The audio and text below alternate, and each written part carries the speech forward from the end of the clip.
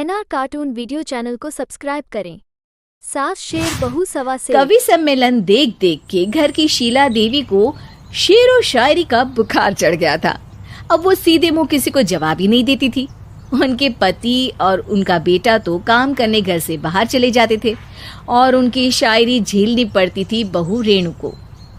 अब सास बोलती नहीं, अर्ज करती थी, संदूक पे रखी संदूक, संदूक में रखे झुमके, बहू झुमके निकाल के दे मेरे, कहाँ लगा रही है ठुमके। माँ जी, झुमके तो आपके निकाल दूंगी मैं, लेकिन आपके दिमाग से ये शायरी का भूत कैसे निकलेगा? छोटे लोग नहीं समझेंगे, शायरी है शौक बड़ा, तू अपने काम से काम रख, मेरे काम में मत टांग अड़ा। शौक अलग बात है, लेकिन हर चीज में अपना शौक डाल देने से जग हसाई हो सकती है सासू माँ। अरे मैं हूँ एक नंबर कलाकार, कोई ऐसी वैसी बला नहीं, तुम घर के कामों में उलझी, समझोगी मेरी कला नहीं। ठीक है माँ जी, आप नहीं समझती तो कोई बात नहीं, लाओ मैं आपके झुमके ही निकाल कर दे देती हूँ। बहू सास के झुमके निकाल कर देती है और वहां से चली जाती है। शाम को बहू अपने पति से शिकायत करती है, सुनिए जी, आप माँ को कुछ समझाते क्यों नहीं? अरे क्या समझाना है माँ को? अरे अपनी शायरी थोड़ी कम करे ना। अरे तुमको उनकी शायरी से क्या दिक्कत है? अरे मुझे नहीं, पर पड़ोस में सब लोग हंसते हैं, कहते हैं बुढ़ापे में लोग सठिया जाते हैं, लेकिन शीला जी तो शायर हो गई हैं।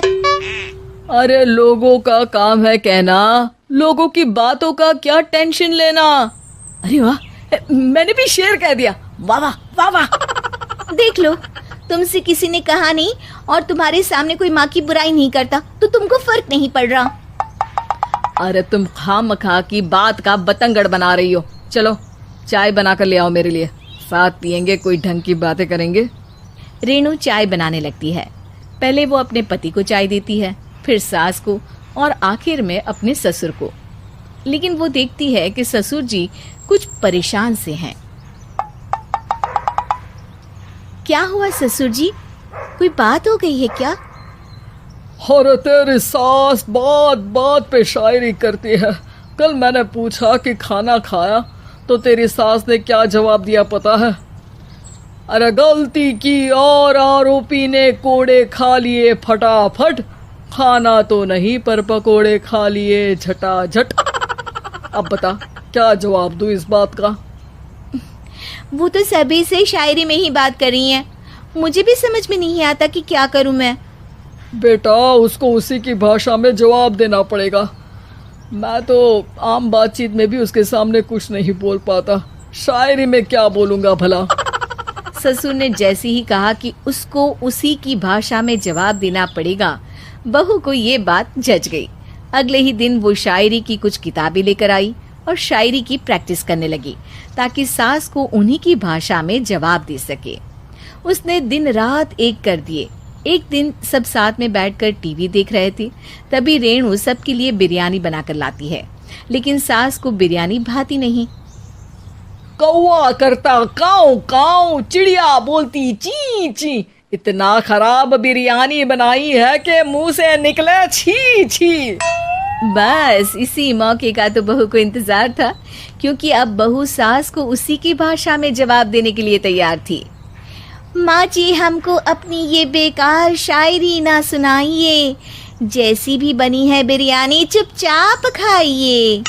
ससुर जी और रेणु के पति ने रेणु का जवाब सुनते ही जोर से ताली बजाई और सास ने जब रेणु का शायराना जवाब सुना तो उनके गले में बिरयानी अटक गई। बहू ने एक और शायरी का तीर छोड़ा। शायरी में बहू के सामने सास हो जाएगी ढेर, क्योंकि सास मारेंगी एक शेर तो बहू मारेगी सवा शेर। सास को छोड़ के सब वाह वाह करने लगते हैं। आज पहली बार सास को नहले पे दहला मिला था और रेणु ने सास का मुंह चुप करा दिया था। अगले दिन रेणु का पति उससे कहता है, अरे वाह, तुमने तो माँ की बोलती ही बंद कर दी, मजा आ गया। अब मेरे लिए कुछ बना दो, खाकर मैं काम पर चला जाऊं। शायरी ही है मेरा जीवन, वही करूँगी जी भर के। नौकरानी रख लो कोई, काम नहीं करूँगी मैं घर के। अरे तुम क्या माँ जैसी हरकतें करने लगी, सीधे सीधे बात करो ना। हो गई कल शायरी, रोज थोड़ी ना करोगी। शीशी भरी गुलाब की पत्थर पे फोड़ दो, जो मुझे शायरी से रोके उसके कान मरोड़ दो। पति घबराकर वहां से चला जाता है और बाहर उसके पिताजी के पास जाकर बैठ जाता है। दोनों अपनी बीवियों की शायरी से परेशान है। ससुर को पछतावा होता है कि क्यों उसने बहू को सास की भाषा में ही जवाब देने का आइडिया दिया। अब तो घर में दो दो शायर हैं। दोनों एक साथ दुखी स्वर में कहते हैं, हम दोनों की ही बीवियां जब से शायर हो गई है, क्या बताएं, जिंदगी एक फटा हुआ टायर हो गई है।